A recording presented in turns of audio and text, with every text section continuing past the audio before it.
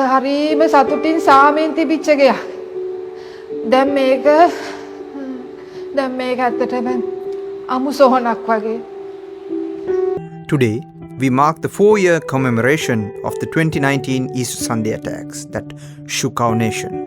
I'm your host, Lahiru Dolaswala, and I'll be sharing my reflections and insights as we discuss the aftermath of the attacks and what we can learn from them. To begin, let's reflect on the day itself. The attacks on Easter Sunday were a brutal reminder that terrorism can strike anywhere, at any time. On 21st April 2019, a series of coordinated suicide bombings took place across Sri Lanka, targeting churches and hotels.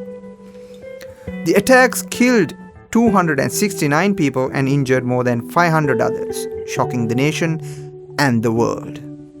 As a Sri Lankan, I can attest to the impact the attacks had on our community. The government took immediate steps to address the situation, including declaring a state of emergency and deploying security forces to ensure safety of citizens. The community also came together to offer support and solidarity to those who were affected by the attacks. However, there were also instances of social tension and violence against minority groups, which we must continue to address. Looking back on the 4 years since the attacks, it is clear that we have learned many lessons. The attacks were a wake-up call for Sri Lanka and the world to the ongoing threat of terrorism. We must remain vigilant and work together to prevent such tragedies from happening again.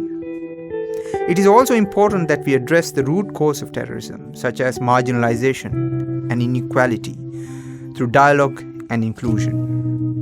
As we remember the victims of 2019 Easter Sunday attacks, let us also reflect on how we can continue to build a peaceful and inclusive society where everyone can feel safe and valued. Thank you for tuning into this special show.